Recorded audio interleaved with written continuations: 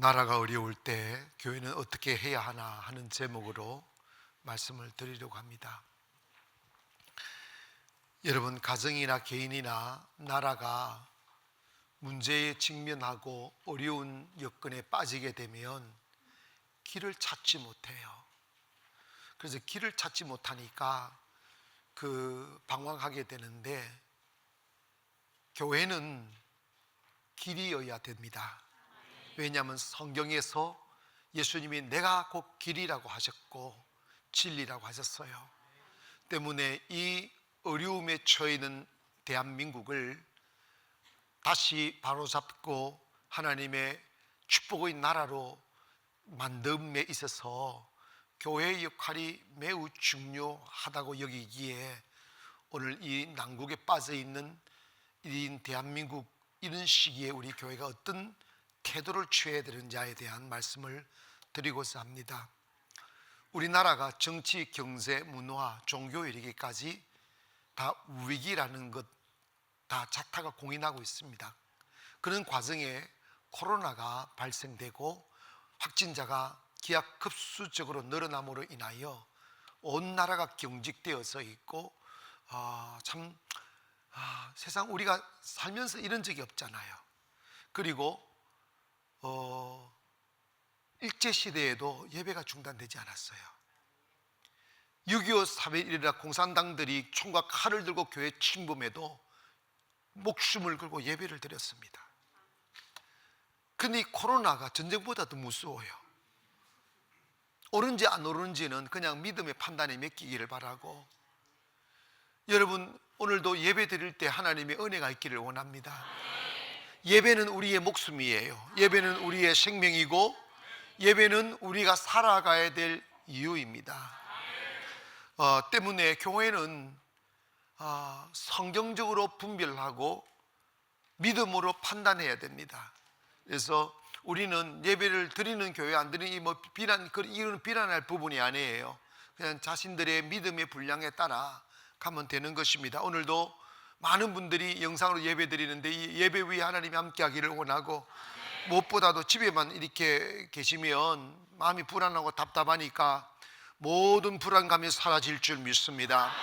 하나님이 함께 주실 것이고 건강 지켜주실 것이고, 자녀들 너무 염려하지 마세요. 하나님이 지켜주십니다. 하나님을 믿으십시오. 모든 질병에서 고치시는 하나님이에요. 하나님을 진심으로 사랑하고 경외하면 불 가운데서도 우리를 지키시고 물 가운데 우리를 지킨다고 그러셨어요. 할렐루야. 하나님께서 우리 지켜주실 줄 믿고 담대하게 사시고, 물론 우리 수칙을 잘 지키시고, 하지만 식사할 때, 밥 먹을 때 이게 균 안 들어갔나 이런 생각하지 말고 행복하게 드시고, 공기 마실 때 주님의 은혜의 향기를 마시듯이 기쁜 마음으로 공기를 마시기를 바랍니다. 이게요, 긴장하고 겁먹으면 더 몸이 면역성이 떨어진다잖아. 이게 건강하게 지내기를 바랍니다.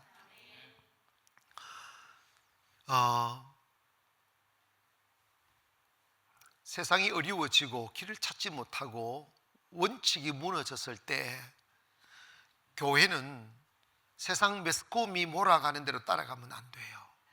군중들이 가자는 곳으로 가면 안 돼요. 아멘. 교회는 어디로 가야 되느냐? 하나님의 말씀의 진리의 가치를 따라가야 돼요. 예수 믿는 사람이 중심을 잡아야 됩니다. 성경은 나라를 사랑하는 사람들의 이야기들이 가득 차 있어요.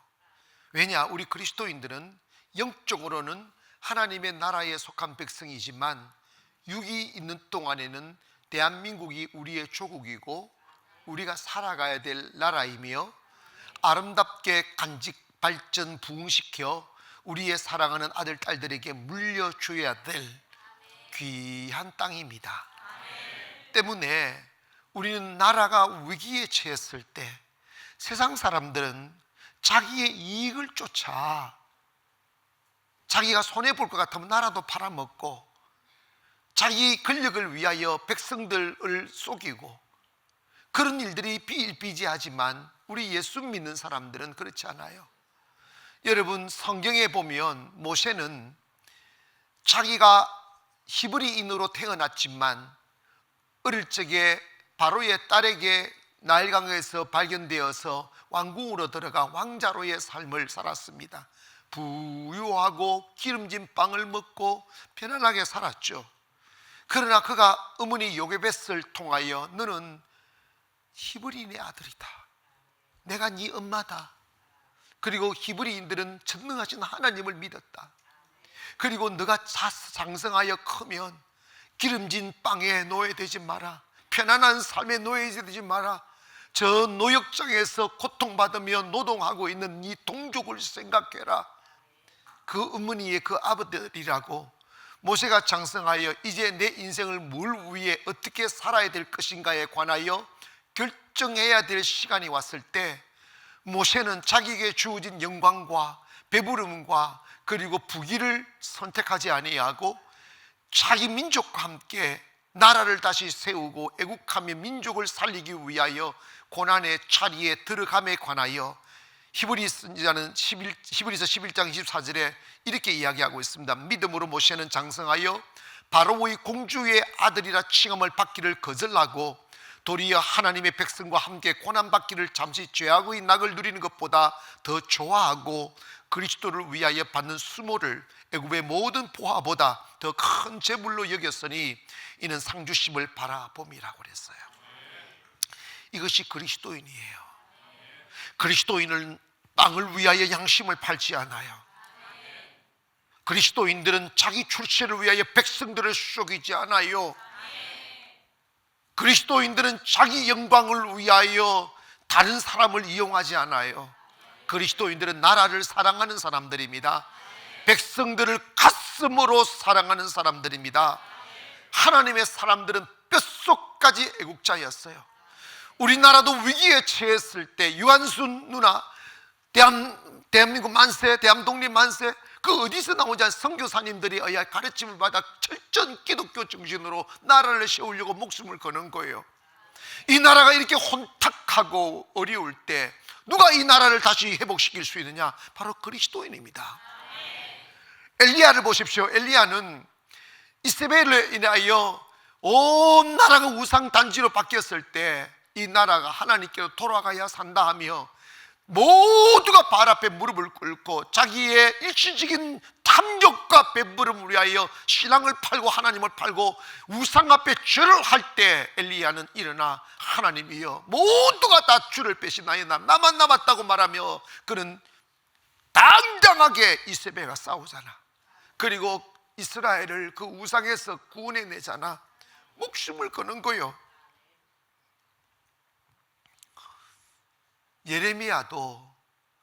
예레미야의 별명이 눈물의 선지자라고 그러는 거예요. 그 눈물의 선지자가 왜 그랬느냐 하면 그는 그냥 눈물이 많은 사람이다 이런 게 아니고 자기 나라 유다가 여호야김 때 하나님을 버리고 자기의 권력과 그리고 자기 지식 기반을 튼튼히 하기 위해서 사람들의 마음을 즐겁게 하고 사람들이 가자고 하는 곳으로 가기 위해서 우상을 막 들이오고 혼을 빼버린 거예요. 그리고 정치인들이 조심해야 될 게 뭐냐면 자신들의 권력을 위하여 백성들을 아둔하게 만들고 속이고 어둡게 만드는 일들을 자주 합니다. 요야김이 그랬어요. 그래서 하나님 앞에 나와 경외하고 예배드리지 않고 그 북이스라엘 예루살렘 성전이 있는 곳으로 백성들이 자꾸 마음을 두니까 유다에다가 우상을 섬기는 바알 신당을 이것이 너희들이 섬겨들 신이라고 여기서 제사하라고 이러면서 영혼을 팔았어요. 그래서 하나님이 그 요야김 왕에 대해 책망할 때 그 예레미야가 가서 책망했어요. 책망하니까 지가 왕이라고 완악한 거야. 이 예레미야를 조롱하고 때로는 괴롭히고 때리기까지 했다는 거예요. 그 결과 하나님이 유다 왕을 죽이고 그 다음에 그 유다가 바벨론에 의해서 처참하게 짓밟혀 모든 막 나라가 불타고 가정이 파괴가 되고 아버지 앞에서 딸들이 포로로 끌려가고 종으로 끌려가고 아들들이 끌려가고 집안이 파괴되고 통곡과 통곡이 온 땅을 덮게 되었습니다. 그때 예레미야는 예레미야애가 1장 1절에서 그 모습을 이렇게 통곡하며 기록하고 있어요. 슬프다 이 성이여, 전에는 사람들이 많더니 이제는 어찌 그리 적막하게 앉았는고, 전에는 열국 중에 크던 자가 이제는 과부같이 되었고, 전에는 열방 중에 공주였던 자가 이제는 강제 노동을 하는 자가 되었도다.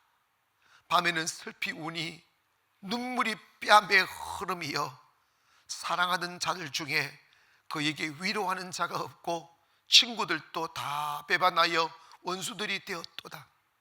유다는 환난과 많은 고난 가운데서 사로잡혀 갔도다. 그가 열국 가운데서 거주하며 쉴 곳을 얻지 못하여 그를 핍박하는 모든 자들이 궁지에서 그를 뒤따라 잡았도다. 시온의 도로들이여, 소들이 슬퍼하며 절기를 지키려 나가는 사람이 없음이로다. 모든 성문들이 적막하며 제사장들이 탄식하며 처녀들이 근심하며 시온도 공고를 받았도다. 그의 대적들이 머리가 되고 그의 원수들이 형통함은 그의 죄가 많음으로 여호와께서 그를 공고하게 하셨습니다. 어린 자녀들이 대적에게 사로잡혔도다. 딸 시온의 모든 영광이 떠나가며 그의 지도자들은 꼴을 찾지 못한 사슴처럼 뒤쫓는 자 앞에서 힘없이 달아났도다. 정말 이 내용들은 너무 쓸쓸하 적막한데 우환같이 느껴지고 지금 대한민국 그리같이 느껴져요. 왜 딸들이 두려움에 떨어야만 합니까? 왜 통곡하는데 위로하는 자가 없습니까? 왜 성문이 닫혔습니까? 왜 거리에 수많은 사람들이 웃음 띠며 가득 메웠던 사람들은 사라지고 적막이 감돌게 되었습니까? 왜 경제가 무너졌습니까? 왜 자유롭고 공기를 마시지 못합니까? 사랑하는 사람을 향하여 눈을 맞추며 사랑을 속삭였던 사람들이 서로 경계하고 왜 서로 사람이 오면 피해야 되는 이 비극적인 현상이 일어납니까? 그 이유는 뭐냐면 예레미야는 이렇게 말했습니다. 그들이 하나님 앞에서 범죄했기 때문이라고. 나라를 위하여 울고 또 우는 거예요. 또 울고 또 울었다는 거예요. 대한민국 근대사를 보면 대한민국은 5,000년 역사를 자랑하지만 이 5,000년 동안 1,000번 이상 외침을 받고 언제 우리가 자유가 있었고 배부름이 있었고 기름진 음식이 있었어요. 기독교가 들어온 뒤에 수많은 우리의 믿음의 선조들이 금식하며 기도하고 술을 끊고 담배를 끊고 일하러 가서 일하러 가 노래하며 모두가 땀 흘려 일을 하고 하나님께 경배하고 예배하고 꿈들이 뭔지 아십니까? 교회 세워달라고. 우리 선조들은요 그 가난한 가운데서 땅과 집을 팔아서 교회를 세웠다고요. 그리고 그 가난한 속에서 선교사를 파송했다고요. 그 결과 하나님이 대한민국을 축복하셨습니다.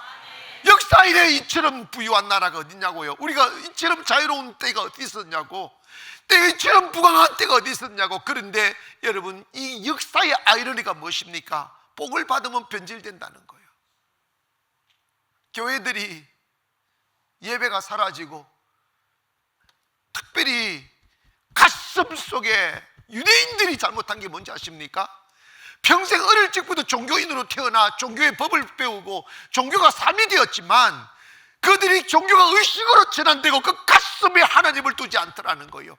왜 바알이 들어오는지 아십니까? 왜 그렇게 쉽게 아세레가 들어오는지 아십니까? 그들 안에 탐욕과 세상에 대한 미련이 많기 때문에, 탐욕과 이런 세상의 쾌락에 대한 동경이 많기 때문에 쾌락과 탐욕을 주는 신을 그들은 받아들이는 거예요. 한국 교회가 그렇게 바뀌고 있었습니다. 한국 사회가 그저 돈밖에 모르고 그저 자기들이 성공에 도취되어서 취해 있을 때 나라가 망가지는 거예요. 그럴 때 여러분 우리 대한민국은요, 우리가 이렇게 복을 받았던 것은 일본이 종교 탄압을 얼마나 많이 했어요. 왜냐하면 기독교인들이 저항하니까 교회 안에 들어와. 여러분, 일본 순사라고 그랬어요. 일본 순사들의 워카빨가 니폰도라는 게 있어요. 이런 반지면 나는 알아요. 우리 집에 그거 있었어요. 니폰도 긴 칼이 있어요. 이거 딱 말 타고 탁탁탁 하고 니폰도 탁탁탁 하면요, 사람들이 막 두려움에 떨어져 질려요. 걸려가면 그냥 법도 없고 재판도 없이 두드림 맞고 고문당하고 죽고 하니까 전부 다 그냥 히로히토 앞에 그냥 절을 해야 되고, 이런 상황에 벌어졌을 때 우리의 믿음의 선조들은 목숨을 걸고 예배를 지켰어요. 아멘 합시다. 목숨을 걸고 예배를 지켰다고. 그리고 북한 6.25 때 북한군이 내려와 교회를 짓밟을 때도 목숨을 걸고 예배를 지켰으며, 기독교가 초대교회가 여러분 많은 핍박과 로마의 칼과 창 앞에 굴하지 아니하고 토굴 속에 들어가 예배하고, 아멘 합시다. 예배 걸리면 죽는 줄 알면서도 주를 예배했다고. 그곳에 하나님의 역사가 일어났습니다. 그곳에 하나님의 능력이 나타났습니다. 그곳에 하나님의 축복이 나타났습니다. 물론 지금의 상황은 바이러스로 인하여 이런 걸 핍박과 전혀 다른 겁니다. 그냥 조심해야 됩니다. 그냥 이렇게 격리가 필요합니다. 그러나 우리가 이거 있잖아요, 그런다고 해서 예배를 포기하면 안 되는 거예요. 아멘. 가정에서 예배 드리신 분은 진심으로 드리기를 바랍니다. 지금 우리나라가 예전에는 외침으로 인하여 몰락했어요. 중국, 일본 등등의 많은 외침으로 몰락했는데, 이제는 우리나라가 탐욕과 탐심으로 몰락하고 있어요. 이 몰락하는 이 땅을 우리 교회와 성도들은 어떻게 바라보고 어떻게 우리의 모습을 취해야 되는지, 첫째로는 분열을 조장하는 일을 하는 사람을 막아야 돼. 아멘. 여러분 있잖아, 일본이 우리나라를 집어삼킬 수 있었던 것은 우리나라 사람들의 근성이 모래 같아요. 일본 사람들은 진흙 같고 우리나라 사람 모래 같다잖아.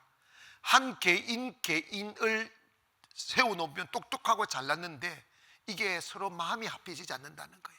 하나가 안 된다는 거야. 자꾸 깨지고 분열한다는 거야. 힘이 없는 거예요. 대한민국을 보세요. 대한민국 교회가 1200만을 자랑한다고 하는데, 교단이 대한예수교 장로교회만 해도 150개, 240개까지 나라.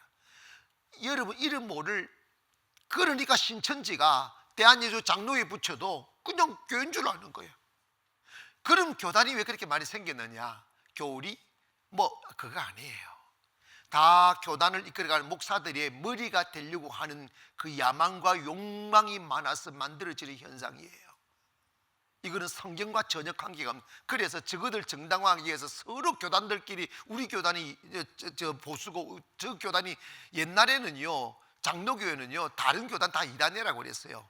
순복음 얼마나 이단이라고 많이 했는데, 침례교도 이단이라고 그러고 성결교도 있다. 또 자기들은 또 이단 공격하고, 하나님을 믿는 것을 통해 자기들이 배를 채우고 자기들이 낫다는 이게 성경적이지 아니하고, 자기들의 교단을 향해 서로 욕하고 서로 싸우고, 이게 말이 되느냐 이 말이야. 이단인지 안 하는지는 하나님이 아시는 거야. 잘 들으세요. 나라의 운명의 키를 가지고 있는 분은 하나님이에요. 교회가 타락하면 하나님은 나라를 버려요. 교회가 여러분 정통적인 우리 성경 사상을 국가 간에 있어서 하나님이 나라를 흔드실 때는 교회가 타락했을 때 악한 군주를 세워서 나라를 괴롭히는 거예요.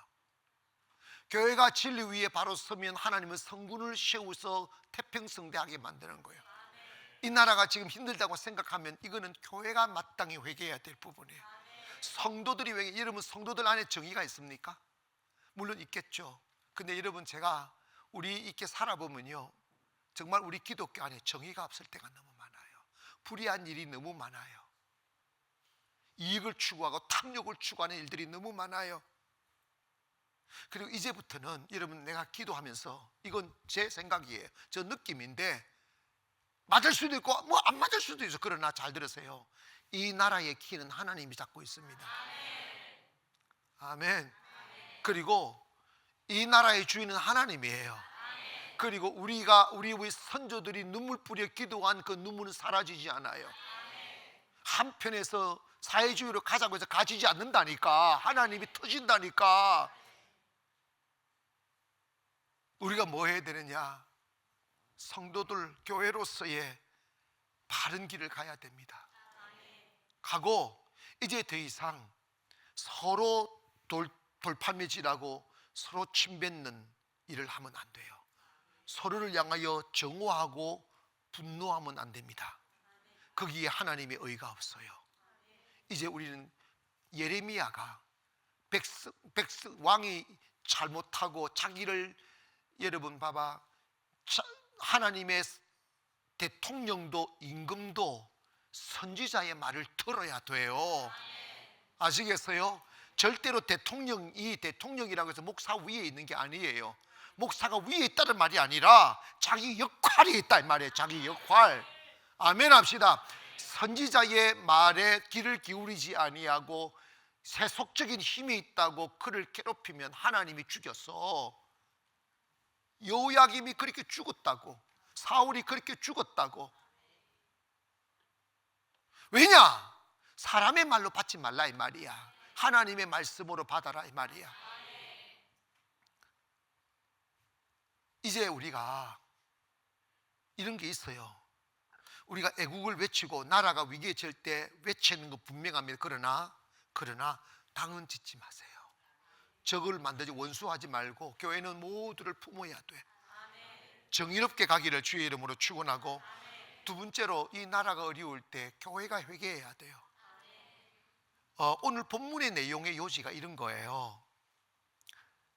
느헤미야라는 선지자가 있었는데 느헤미야가 수상궁에 있었다. 이 말은 페르시아에 있을 때 그 하나님의 사람을 대우해서 궁에서 살았어.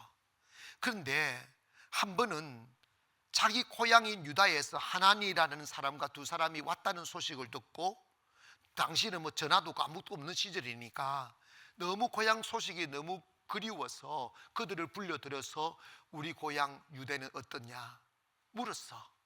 그랬더니 느헤미야 1장 3절에 이렇게 소식을 전합니다. 그들이 그에게 이르되 사로잡힘을 면하고 남아있는 자들이 그 지방 거기에서 큰 환난을 당하고 능욕을 받으며 예루살렘 성은 허물어지고 성문들은 불탔다고 했어요. 이게 뭐냐면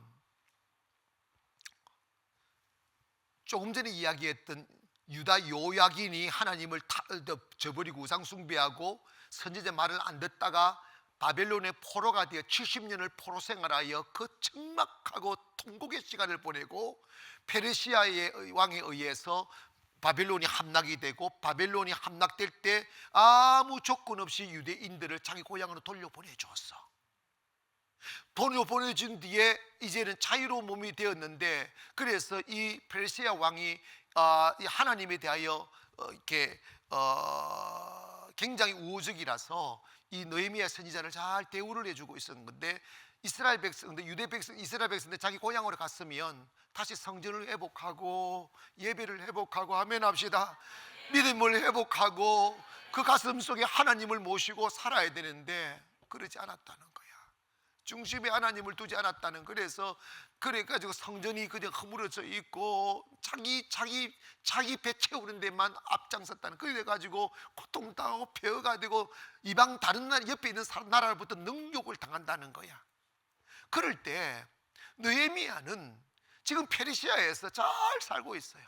배부르게 살고 있고 대우받고 살고 있고 선지자의 대우를 받고 사는데도 불구하고 느헤미야는 어떻게 했냐면 느헤미야 1장 4절에 느헤미야는 이렇게 했습니다. 내가 이 말을 듣고 앉아서 울고 수일 동안 슬퍼하며 하늘의 하나님 앞에 금식하며 기도하여 이르되 하늘의 하나님 여호와 크고 두려우신 하나님이여, 주를 사랑하고 주의 계명을 지키는 자에게 언약을 지키시며 긍휼을 베푸시는 주여 간구하나이다.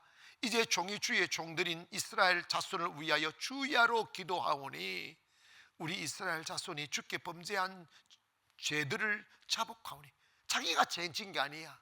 자기 백성들의 죄를 자복하는 거야. 자복하오니 주는 귀를 기울이시며 눈을 여시사 종의 기도를 들으시옵소서.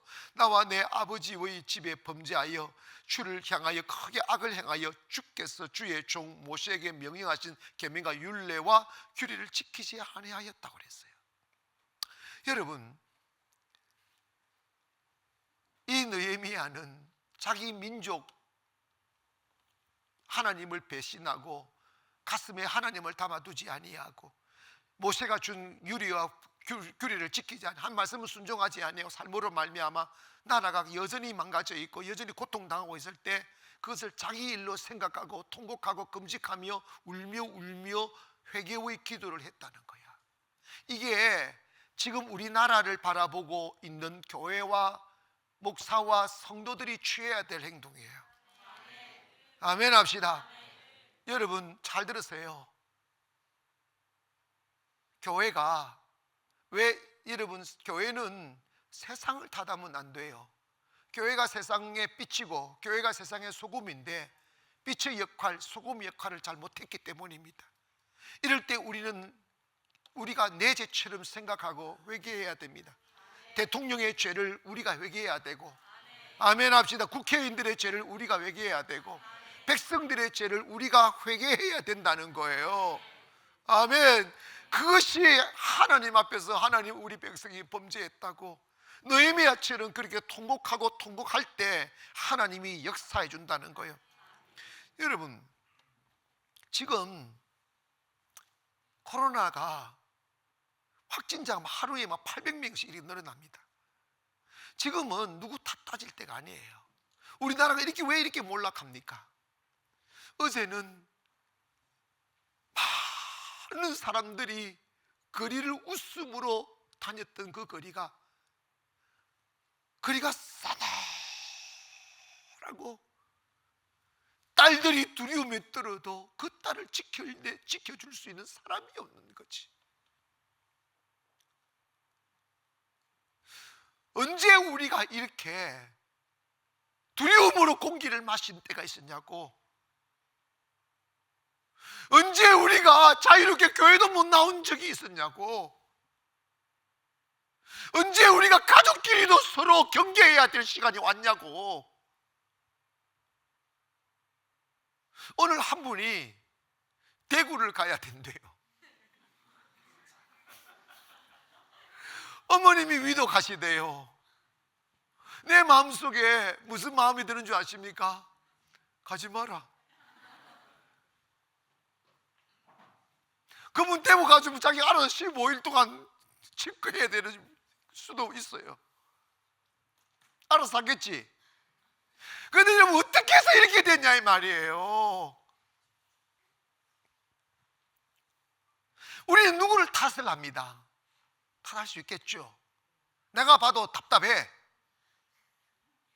그럼에도 불구하고 우리는 그것을 나의 잘못과 나의 죄로 회개해야 됩니다. 그게 옳은 것이라 이 말입니다. 아멘. 하나님 우리 죄를 용서해 달라고.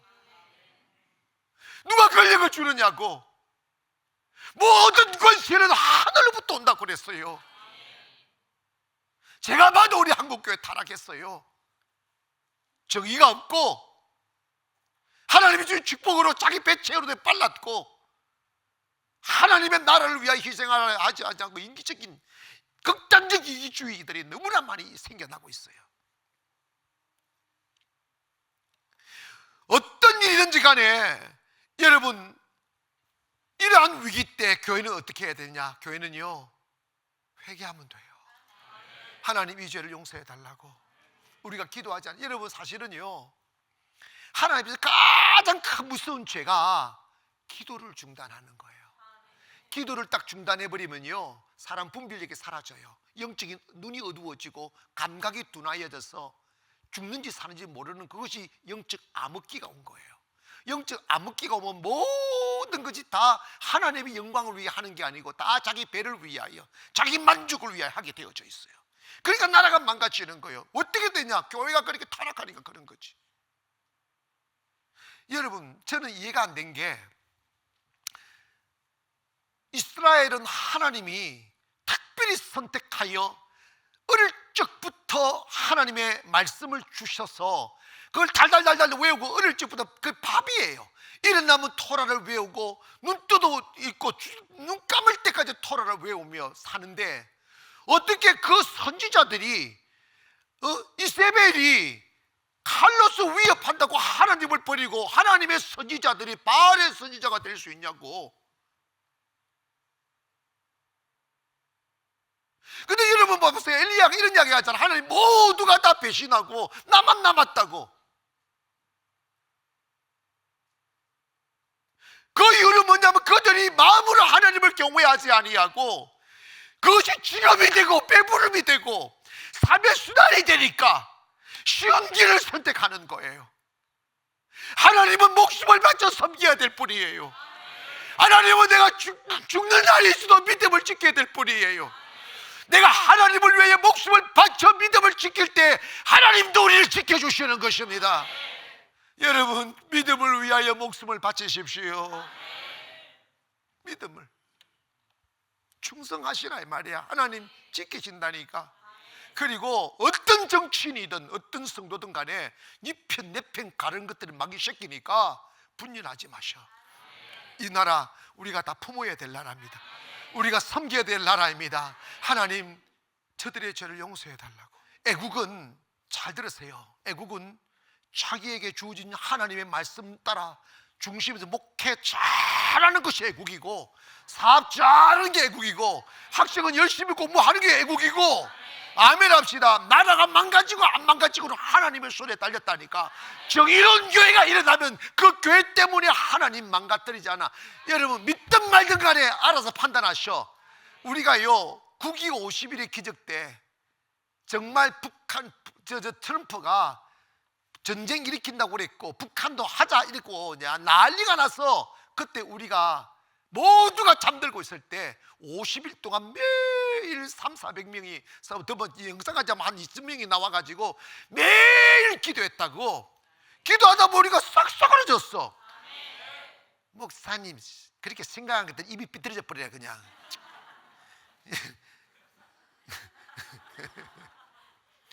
여러분, 기도는 위대합니다. 기도가 애국이라니까. 아멘 합시다. 고백합시다. 기도가 애국이다. 여러분, 제가 이 코로나 바이러스 가운데서도 정말 50일의 기적을 내일부터 시작하려고 하는 것은, 이게 나는 애국이라고 생각하고 하나님의 충성이라고 생각하고, 나는 여러분 다 맞아요. 난 비판하지 않아요. 난 그 사람들의 수준과 믿음의 판단으로 한다는 거 인정하자고. 그러나 나는 믿는다 이 말이에요. 하나님 우리 성도 지켜줄 줄 믿고 우리 교회 지켜주실 줄 믿기 때문에 그냥 충성하려고 하는 거예요. 아멘 합시다. 옳고 그름의 이야기가 아니에요. 그냥 우리 충성합시다. 마지막으로, 나라가 중심을 잃고 흔들릴 때 교회가 진리 위에 서야 됩니다. 따라합시다. 교회는 진리 위에 서야 된다. 자, 이게 무슨 말이냐면, 지금 우리나라는요, 말도 안 되는 이념 전쟁이 벌어지고 있어요. 이념은 사람들이 만든 거예요. 공산주의가 옳고 사회주의가 옳고 민주주의가 옳고 다 사람이 만든 불완전해요. 그러나 어느 사상이 더 성경적이냐를 따져야 돼요. 우리는 사상의 노예가 되지 마십시오. 하나님의 말씀을 따라 살아가십시다. 그리고 우리 예수 믿는 사람들은 나는 무슨 당을 지지한다, 그따위 소리 하지 마. 우리는 천당을 지지합니다. 아멘. 천당 지지하시라고. 여러분 잘 기억해야 됩니다. 우리가 사람이 잘 될수록 겸손하고 정의로워야 돼요. 지금 우리 대한민국은 왜 이렇게 위기가 닥쳤을까? 중국에서 코로나가 발병되는데 우리나라가 도리어 왜 중국한테 왕따 또 당하게 생겼고, 이게 세계에서 진짜 우리나라는 자유경제 체제 가지고 무역하고 먹고 사는데, 나라에서 우리나라 사람들 문을 닫아버려. 우리나라 그냥 고사합니다. 고사. 심각한 문제입니다. 어떻게 이렇게 될까? 사회적으로는요, 우리나라는 진리 정의의 저울이 기울어졌어요. 이 말씀을 잘 들으세요. 하나님은 어떤 분인가? 하나님은 정의이십니다. 옳음. 하나님은 기울어진 저울을 심판하신다고 그랬어요. 근데 지금 우리나라의 재판부들을 보면 권력자들이 정말 잘못하는 게 있어요. 자기의 권력의 입맛에 맞는 사람들을 판사로 세우고, 그리고 법원에 세우고 이래가지고 자기들의 권력의 신유로 사용하려고 하는, 이거는 나라를 망가뜨리는 일입니다. 재판하는 사람은 정신 차려야 돼요. 자기도 한 개인입니다. 어떤 똑같은 죄인데 자기 편은 무죄고 반대편은 감옥에 집어넣고, 이건 저울이 기울어진 거예요. 정의롭지 못한 거예요. 이렇게 하면 나라 망가져요. 하나님이 버리신다고. 나는 목회하면서 교회 안에 사건이 벌어지면 그것이 노예로 올라오고 총회로 올라와서 목사님들이 이제 법조인들이 아니지만 그냥 교리나 아니면 총회법을 가지고 판단을 하는데, 그게 정의가 없어요. 그게 정의가 없다는 걸 내가 봤어요. 근데 그 정의 없이 자기의 입맛에 맞고 자기 편을 세우려고 불의한 재판을 한 목사님들, 교회들 다 망가졌어요. 개인도 죽고 망가지더라고. 그게 하나님의 방. 하나님은 교회는 정의로워야 돼요. 아멘 합시다. 내 아내가 잘못해도, 내 원수가 잘하고 내 아내가 잘못해도 잘못했다고 말을 하는 게 정의입니다. 내 편, 네 편 가르면 안 된다고. 판사들은요, 힘 있다고 목에 힘주면 안 돼. 불의한 재판하면요, 그게 저주예요. 저주. 알겠어요? 저주라고. 지금 봐라요. 우리나라 정치인들이 표 얻으려고 이념으로 갈라놓는 거, 이거 저주예요. 교회는 거기 휘말리면 안 됩니다. 교회는 휘말리지 마세요. 교회는 정의로움을 따라가기를 원합니다. 느헤미야 1장 7절에 주를 향하여 크게 악을 행하여 주께서 주의 종 모세에게 명령하신 계명과 율례와 규례를 지키지 않은, 이게 뭐 하나님의 말씀은 캐노로 잣대라고, 저울이라고. 저울이 기울어지면 안 된다니까. 여러분 성도들이 살아가면서, 여러분 자식들에게 가까이 살면서, 우리 어머님은 부자가 아니어도, 우리 아버지 나에게 고급스러운 옷을 주지 않아도 우리 어머님은 정의로운 분이야, 우리 아버지는 정의로운 분이야, 이 생각을 쉽게만 심어주고 그 이상을 받게 만들어야지. 막 불의한 빵을 시절이 끄집어뜨려 도둑질한 빵을 가서 니 먹어라 이거요, 자식 망친다니까. 하나님은 그 가정 세우지 않아요. 하나님은 그 교회 세우지 않아요. 나는요, 우리 교회 정의롭게 세우려고 노력하는 사람이에요. 제 인생도 수많은 어려움과 많은 핍박들을 받을 때마다 가장 중요하게 생각하는 건 뭔지 아십니까? 어떻게 해야 정의로운가를 생각했어요. 외롭고 힘들었습니다. 근데 시간 지나니까요, 불의한 자는 다 망하고 정의로운 자가 일어나더라고요. 하나님은 정의의 편이라 이 말입니다. 대한민국이 위기에 빠진 것은 뭐냐면 정의가 사라지고 있어요. 하나님은 어떤 분인지 아십니까? 평화를 사랑하시는 왕이 있었어요. 나는 전쟁하지 않는다. 만약 전쟁을 위해 무기를 만드는 사람이 있으면 두 눈을 뺀다고 그랬잖아. 그런데 아들이 아버지 몰래 비밀 위에 무기를 만들다가 발각이 됐어. 백성들에게 이미 어명을 내렸는데 아들이 그랬다는 소식을 듣고 백성들을 모았어. 그리고 백성들을 쫙 둘러 씌워놓고 모든 관원들과 그리고 모든 군신들을 다 모아놓고 하룻불을 지폈습니다. 그리고 아들을 끌고 왔습니다. 그 하룻불 안에 앉혔어요. 의자에 딱 묶었어요. 그리고 신하들이 말했습니다. 하룻불에 쇠를 집어넣으라고. 하룻불에 쇠를 집어넣으라고. 붉게 달겨진 쇳덩어리를 묶고는 아들의 오른쪽 눈에다가 아버지가 집어넣었습니다. 아들이 비명을 지릅니다. 백성들이 꽝을 지릅니다. 왕이니까 아들 용서해 줄 수 있지. 왕이니까 아들 3일 해줘도 누가 말하지 못합니다. 그러나 정의롭지 못한 거지. 왜? 자기가 세운 법을 지키지 않으니까. 자기 백성들 자기 아들 안에서 눈을 뺐을 거 아니야. 아들이라고 봐주면 정의가 아니라 이 말이야. 아멘 합시다. 그 아버지는 그 아들을 묶어놓고 그 아들의 오른쪽 눈에다가 붉게 달겨진 그 쇳덩어리를 집어넣어 아들의 눈을 태웁니다. 와! 꽝을 지르죠. 그리고 백성들이 얼음장처럼 녹아내립니다. 그리고 그 아들의 눈을 태웠던 그 쇳덩어리를 다시 빼서 임금의 자기 왼쪽 눈에다 갖다 들이댑니다. 자기 스스로 자기 눈에다가 그 쇳덩어리를 집어넣어 자기 한 눈을 태웁니다. 이 임금은 공의와 사랑을 실천한 거지. 아들아, 내가 너의 아버지다. 그러나 너가 법을 어겼어. 두 눈을 빼야 공의가 세워진단다. 나는 너의 눈 하나 빼고 나의 눈 하나 빼서 공의를 세웠고, 나도 이 함께 고통을 당한 너를 향한 사랑을 지켰다. 그 나라는 평화로운 나라가 되고, 그 나라는 질서가 있고, 그 나라는 진리가 세워질 수 있는 나라입니다. 이것이 하나님의 justice라는 공의라는 말입니다. 교회는 정의를 세워야 돼요. 다시는 교회 안에 뉘패대패 가르지 말고 누가 옳으냐 걸느냐를 판단하시기를 바랍니다. 하나님 앞에서 말입니다. 하나님 앞에서. 여러분 잘 들으세요. 하나님의 말씀을 하나님의 말씀으로 받으세요. 아멘. 여러분 믿음 없는 사람은 다 말씀이 다 싫어요. 믿음 없는 사람은 하나님의 말씀이 다 똑같아요. 믿음이 있는 사람은 그것은 꿀과 꿀송이보다 단 거예요. 자기 마음의 문제라 이 말이에요. 그리고 이 나라 정권자들과 권력자들과 백성들은 들어야 됩니다. 하나님의 말씀을 두려워하세요.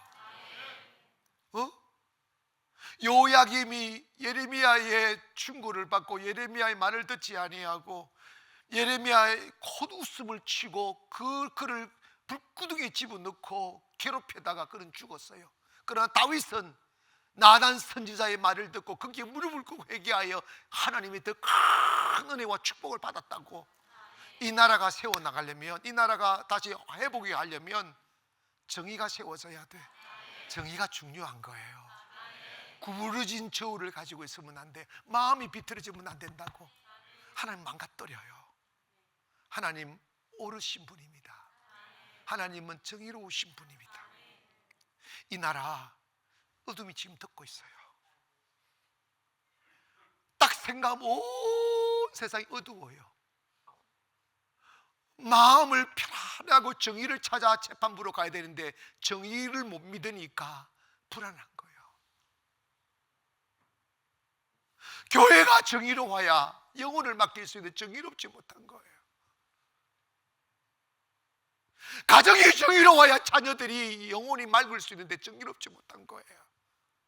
하나님 이 대한민국 정의롭게 해달라고 기도하기를 바랍니다. 교회가 교회 되면 이 나라 사랑합니다. 기도하겠습니다. 거룩하신 아버지,